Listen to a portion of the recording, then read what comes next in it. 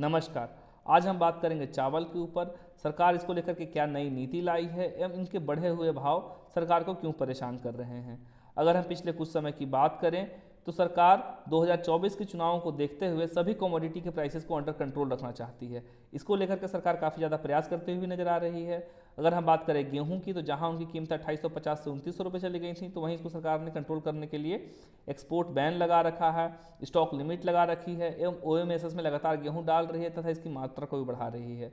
इन सब प्रयासों के बाद गेहूं की कीमतें नीचे नजर आती हुई भी दिख रही हैं।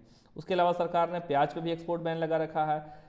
इथेनॉल बनाने के लिए गन्ने के इस्तेमाल को रोका ताकि चीनी की प्रोडक्शन बढ़ सके। उसके अलावा उन्होंने इस पर कैप लगाया है कि 17 लाख टन चीनी के उत्पादन के बाद ही गन्ने का इस्तेमाल हो। तो इन तरीके की तमाम चीज़ें सरकार करती हुई नजर आ रही है। अब सरकार का ध्यान चावल की तरफ आया है कि चावल की कीमतें इतनी ज़्यादा क्यों बढ़ रही है। इसको लेकर के हालांकि सरकार पहले से भी काफ़ी ज़्यादा सक्रिय थी। उन्होंने जुलाई में ही नन बासमती वाइट राइस को बैन कर रखा था। उसके अलावा 20% इम्पोर्ट ड्यूटी पारा बोल्ड राइस पर लगा रखी है ताकि इनकी अवेलेबिलिटी बाजार में बनी रहे। उसके बावजूद भी जो कीमतें हैं वो 45 रुपये से 50 रुपये के आसपास में चल रही हैं। तो इन्हीं बढ़ी हुई कीमतों को लेकर के सोमवार को खाद्य एवं सार्वजनिक वितरण विभाग के सचिव श्री संजीव चोपड़ा जी ने नई दिल्ली में एक मीटिंग बुलाई, जिसमें कि राइस एसोसिएशन के बड़े बड़े मिलर्स एवं उनके प्रतिनिधित्व को बुलाया और यह बात पूछी गई है कि इनकी जो प्राइसेस है वो इतनी ज़्यादा बढ़ती हुई क्यों नजर आ रही है। बैठक में इस बात की चर्चा हुई कि इस बार चावल के हुए इतने अच्छे उत्पादन एवं एफसीआई के पास प्रॉपर स्टॉक, पाइपलाइन में माल होने के बावजूद भी प्राइसेस इतने ज़्यादा बढ़ते हुए क्यों नजर आ रहे हैं। उन्होंने उनसे यह भी पूछा है कि इतने तरीके के प्रतिबंधों के बावजूद भी जो घरेलू कीमतें हैं वह लगातार क्यों बढ़ती हुई जा रही हैं।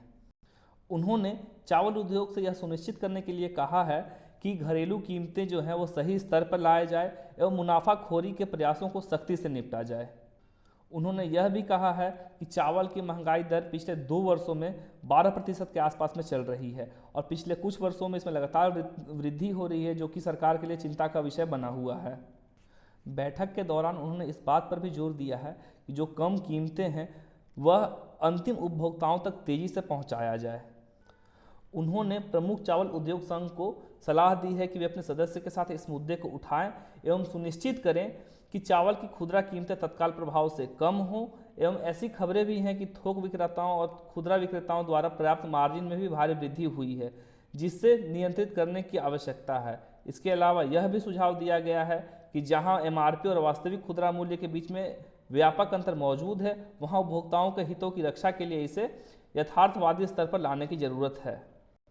सरकार कीमतों को कम करने के लिए लगातार ओएमएसएस के तहत भी चावल के टेंडर रिलीज कर रही है एवं इसके लिए उन्होंने 25 लाख मैट्रिक टन चावल के टेंडर का ऑर्डर पास किया हुआ है, जिसमें कि अभी तक जो चावल है वो 1,42,000 टन चावल निर्यात किया जा चुका है।